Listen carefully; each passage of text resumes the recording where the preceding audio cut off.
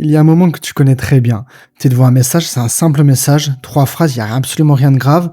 Pourtant, tu vas relire ce message. Une fois, 2 fois, 10 fois. Peut-être que tu vas changer un mot, tu vas le remettre, tu vas rajouter un smiley, puis tu vas l'enlever. Tu vas demander si ça fait un petit peu trop froid comme message. Peut-être que c'est trop gentil. Peut-être qu'elle va mal le prendre, la personne en face. Et au bout d'un moment, t'es même plus en train d'écrire ce message, t'es en train de te juger toi-même. Mais le problème n'est pas forcément ici.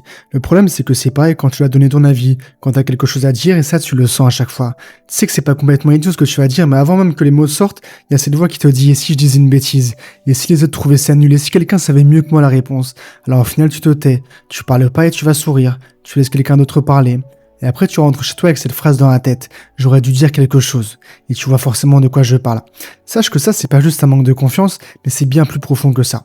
Parce que toi, tu ne doutes pas seulement devant les grandes décisions. Tu doutes avant d'envoyer un message, avant de choisir, avant de parler, avant même de commencer. Tu doutes même quand tu sais les choses. Quand tu as travaillé, quand tu as raison, même quand une partie de toi connaît déjà la réponse. Mais il y a toujours cette voix qui arrive avant toi.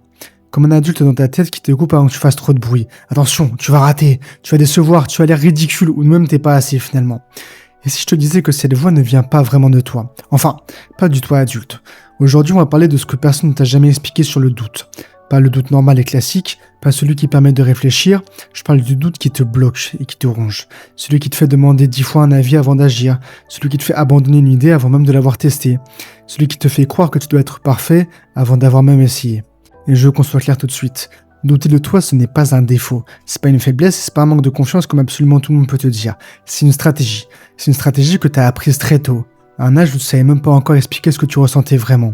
Une stratégie qui disait simplement, si je vérifie tout avant, peut-être que je serai pas humilié. Si je me critique avant les autres, peut-être que ça fera moins mal. Si je ne tente rien, peut-être que personne ne pourra voir que je ne suis pas assez. Et le problème, c'est que cette stratégie qui t'a protégé à l'époque, aujourd'hui, elle t'épuise. Et le problème, c'est qu'elle te vole tes idées, ton côté naturel, elle te vole ta voix et elle te vole ta place carrément. Et tu continues de l'utiliser parce que ton cerveau n'a jamais appris à faire autrement. Et pour comprendre ce qui se passe dans ta tête à ce moment-là, il faut remonter à une chose toute simple. Un enfant ne vit pas l'erreur comme un adulte. Un adulte peut se dire « Ok, je me suis trompé, je corrige simplement les choses ». Un enfant, lui, ne sait pas encore séparer ce qu'il fait de ce qu'il est plus profond de lui. Quand un enfant rate quelque chose, il ne regarde pas d'abord le résultat. Il regarde le visage de l'adulte. Est-ce qu'il sourit encore? Est-ce que sa voix reste douce? Est-ce que l'ambiance change? Est-ce qu'on l'aime encore pareil? Est-ce que quelqu'un soupire? Est-ce qu'on se moque de lui? Est-ce qu'on le compare? Et c'est là que tout peut commencer. Pas forcément dans une scène qui est énorme, pas forcément dans un grand traumatisme. Parfois, ça commence dans des petites scènes répétées. Par exemple, tu rentres des cours avec une note qui semble correcte pour toi et on te demande pourquoi t'as pas vu plus. Tu montres un dessin et on te dit que c'est pas très bien fait. T'essayes de raconter quelque chose et quelqu'un te coupe. Arrête, tu dis n'importe quoi. Tu veux simplement aider et on te dit « laisse, tu vas encore mal faire ». Tu fais une erreur et au lieu de t'apprendre à réparer, on te fait sentir que tu es le problème. Une fois ça blesse, mais 10 fois ça imprime carrément dans ton cerveau. Et 100 fois, ça devient ton identité, ta voix intérieure. Et cette voix, plus tard, tu crois que c'est toi. Mais pourtant, ce n'est pas toujours toi. Parfois, c'est juste une ancienne remarque qui t'a trouvé une maison dans ta tête. Et c'est comme ça que le doute s'installe. Au début, il ne se dit pas « tiens, je suis anxieux ». Il dit « je vais faire attention, je vais vérifier, je vais anticiper, je vais éviter d'encore décevoir mes parents ou je vais éviter de prendre trop de place à ce repas à manger ». Et petit à petit, ton cerveau développe un réflexe. Avant chaque action, il lance un contrôle de sécurité. Pas pour savoir si c'est bon, pour savoir si tu risques d'être blessé. Et c'est ça que j'appellerais la surveillance de soi. Une sorte d'hypervigilance tournée contre toi-même. Ton cerveau, il ne scanne plus seulement les autres, il te scanne toi. Ton nom, tes mots, tes gestes, ton visage, tes décisions, tes envies et même comment tu parles. Il cherche la faille avant que quelqu'un la trouve. Il la trouve toujours. Maintenant, pose-toi cette question simple. À quel moment un enfant apprend à se surveiller comme ça? Pas dans un environnement où il a le droit de rater, ni dans une famille où l'erreur est expliquée calmement. Pas là où on lui dit « c'est pas grave, tu peux recommencer ». Non. Un enfant apprend à douter de lui quand il comprend que l'erreur coûte quelque chose. Elle coûte la paix, l'amour, le regard positif, parfois le silence dans la maison, elle coûte ces sensations d'être encore une fois pas assez. Et quand un enfant comprend ça, il devient prudent et c'est logique, sauf qu'il devient même trop prudent. Alors il ne veut plus seulement bien faire, mais il veut aussi éviter la honte. Et ça c'est complètement différent. Parce que quelqu'un qui veut bien faire peut apprendre, mais quelqu'un qui veut éviter la honte va souvent arrêter d'essayer. Et c'est exactement ça, c'est qu'il arrive à l'âge adulte. Tu ne surveilles plus seulement le visage de tes parents, tu surveilles les réactions des autres, les silences entre deux messages, les vues sans réponse, les regards dans une pièce, les changements de ton, les critiques, bref.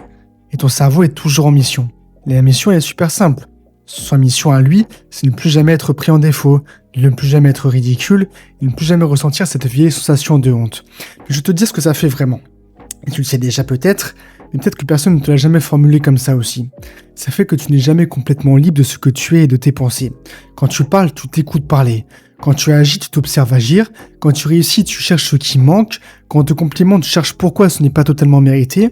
Et quand tu as une opportunité, au lieu de te dire pourquoi pas moi, tu te demandes qui je suis pour faire ça. Et cette question-là, elle est terrible. Qui je suis pour faire ça? Parce que ça a l'air humble d'un côté, mais parfois c'est pas de l'humilité, c'est une ancienne humiliation qui a été déguisée. C'est ton passé qui te demande encore de baisser la tête. Sauf qu'il y a plusieurs blessures qui créent ce doute. La première, ça va être la critique constante. Quand tu grandis avec des gens qui voient toujours ce qui ne va pas, tu ranges ta chambre, ils voient le coin oublié. T'as une bonne note, ils voient les points perdus. Tu fais un effort, ils voient ce qui aurait pu être mieux. Tu essayes, ils corrigent, tu le parles, ils reprennent, bref. Sauf qu'à force, tu apprends à faire pareil. Tu deviens ton propre critique. Et le problème avec ça, c'est que tu ne savoures jamais rien. Tu valides jamais rien et tu ne te dis jamais « Là, ok, j'ai bien fait ». Tu dis « Oui, mais j'aurais pu faire mieux. C'est pas incroyable ou j'ai eu de la chance ».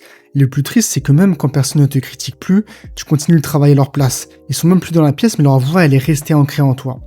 La deuxième blessure, c'est la comparaison. Regarde ton frère, regarde ta sœur. Lui, au moins, il travaille. Elle, au moins, elle est sérieuse. Pourquoi toi, t'es pas comme les autres ? Quand un enfant entend ça trop souvent, il n'apprend pas juste qu'il existe des gens meilleurs que lui. Il apprend que lui, en l'état, il n'est pas forcément suffisant. Il apprend que pour être aimé, il doit devenir quelqu'un d'autre. Et adulte, ça devient automatique. Tu entres dans une pièce et tu te compares. Quelqu'un parle mieux alors tu te tais. Quelqu'un réussit plus vite alors tu te sens un petit peu en retard. Quelqu'un a l'air plus confiant alors tu te sens illégitime. Tu ne regardes plus ta progression, tu cherches ta place dans un classement qui est invisible et qui existe que dans ta tête. Dans ce classement, tu trouves toujours une raison d'être en dessous des gens. Maintenant, la troisième blessure et la plus importante, c'est l'amour conditionnel. Celle-là va être plus discrète parce que parfois personne ne te l'a jamais dit clairement. Je ne t'aime que si tu réussis. Toi, tu l'as compris comme ça pourtant. T'as compris que l'ambiance était meilleure quand tu étais sage, quand t'avais des bonnes notes, quand tu dérangeais pas, quand tu faisais plaisir, quand t'étais utile et quand t'en demandais pas trop. Alors que dès que tu ratais, dès que t'étais triste, lent, maladroit et compliqué, quelque chose changeait un petit peu à la maison. Il y avait moins de patience, moins de douceur, moins de regard, moins de chaleur. Alors ton cerveau, il a appris une règle qui est super dangereuse. Ma valeur dépend de ma performance.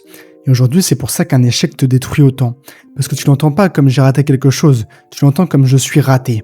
Tu ne reçois pas une critique comme une information, tu la reçois comme une condamnation. Tu vis pas un refus comme une direction qui va être différente dans ta tête, mais tu le vis comme une preuve que t'étais pas forcément assez. Et c'est là que le doute devient une prison. Parce qu'il ne doute plus de tes actions, il doute de ton identité profonde. Il ne dit plus est-ce que ce choix est bon, il dit est-ce que moi je suis bon.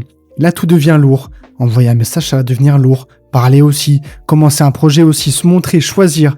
Parce que chaque petite action rassemblée à un examen de ta valeur. Et personne ne peut vivre longtemps comme ça sans t'épuiser. Le plus dur, c'est que les autres ne voient pas du tout ça. Ils se disent « Arrête de réfléchir, fais-le, c'est tout, tu te poses trop de questions, tu manques juste de confiance. » Non, tu manques pas juste de confiance, mais tu portes peut-être un système de protection qui date d'une époque où te tromper faisait beaucoup trop mal. Et tant que tu ne comprends pas ça, tu vas continuer à te battre contre toi-même. Tu vas croire que t'es paresseux alors que t'es juste paralysé. Tu vas croire que t'as pas d'ambition alors que t'as peut-être peur d'être exposé. Et tu vas croire que tu n'es pas fait pour ça, alors qu'en réalité, tu vas attendre d'être impossible à critiquer. Laisse-moi te dire un truc simple. Impossible à critiquer, ça n'existe pas. Même les meilleurs sont critiqués, même les gens brillants sont mal compris, même les plus courageux tremblent. Même ceux qui ont l'air sûrs d'eux doutent parfois. La différence, c'est qu'ils n'ont pas fait du doute un feu rouge. Ils en ont fait un bruit de fond. Ils l'entendent, mais ils ne s'arrêtent pas forcément à ça. Et c'est peut-être là que commence ta vraie liberté. Pas le jour où tu ne doutes plus, le jour où tu comprends que tu peux douter et agir quand même. Parce que la confiance, la vraie, c'est pas de croire que tu vas tout réussir. C'est savoir que même si tu rates, tu vas pas abandonner. Alors relis ça dans ta tête. La confiance, ce n'est pas je vais forcément réussir, c'est même si je rate, je ne vais pas me détruire. Peut-être que c'est ça qu'on t'a pas appris enfant. On t'a appris à éviter l'erreur, mais on ne t'a jamais appris à revenir vers toi après l'erreur. En fait, on t'a appris à être prudent, mais pas à être soutenant et en lien avec toi-même. Forcément, on t'a appris à ne pas décevoir, mais pas à rester digne quand tu déçois les gens. Maintenant, le truc, c'est qu'il faut réapprendre. Et c'est pas avec une phrase magique que tu vas réussir, c'est pas avec oui, crois en toi, écrit sur un fond avec un coucher de soleil que ça marchera mieux. Spoil, ça marche pas comme ça. Ton cerveau, il a appris par l'expérience que l'erreur était dangereuse. Donc il doit apprendre par l'expérience que l'erreur est survivable. Donc tu dois lui donner des preuves. Des petites preuves que tu vas répéter, concrètes. Tu vas envoyer un message sans le lire 15 fois. Et tu vas survivre. Tu vas donner ton avis même s'il n'est pas parfait. Tu vas survivre. Tu vas poster quelque chose avant de te rendre irréprochable. Et tu vas aussi survivre. Tu vas faire un choix sans demander à tout le monde son avis. Et tu verras que peut-être que tu vas rater. Mais tu vas aussi découvrir que le monde ne s'est pas effondré quand tu as fait ses erreurs. Et c'est comme ça qu'on casse l'ancien programme. Pas en insultant ton doute, en lui montrant simplement que le danger n'est plus le même. Parce que ton doute n'est pas ton ennemi. À la base, il a essayé de te protéger, il voulait simplement bien faire. Il a été créé par une partie de toi qui voulait t'éviter d'avoir du mal. Alors, au lieu de lui dire ferme-la, tu peux lui dire je sais pourquoi tu es là, je sais que tu essayes d'exister et ce que tu essayes d'éviter, mais aujourd'hui on n'est plus là-bas. Tu n'es plus l'enfant devant la copie, tu n'es plus l'enfant devant le regard déçu et tu n'es plus l'enfant qu'on compare permanent. Maintenant, tu es un adulte. Même si ton corps n'a pas encore reçu l'information, tu peux commencer à lui apprendre. Doucement, mais pas en devenant arrogant, pas en prétendant que tu n'as peur de rien, mais en reprenant un droit qu'on t'a peut-être volé il y a très très longtemps. Le droit d'essayer sans être parfait, d'apprendre sans te faire du mal à toi-même et de rater sans conclure que tu vois absolument rien. Alors ce soir, je ne vais pas te donner une méthode compliquée, juste une question. La prochaine fois que tu bloques avant d'agir, demande-toi, est-ce que je suis vraiment en train de réfléchir ou est-ce que je suis en train d'éviter une ancienne honte? Parce que si c'est une ancienne honte, elle mérite d'être comprise, mais elle ne mérite pas de diriger absolument toute ta vie. Tu peux la respecter, tu peux voir d'où elle vient, mais tu peux avancer quand même. Et peut-être qu'au début, ce sera minuscule.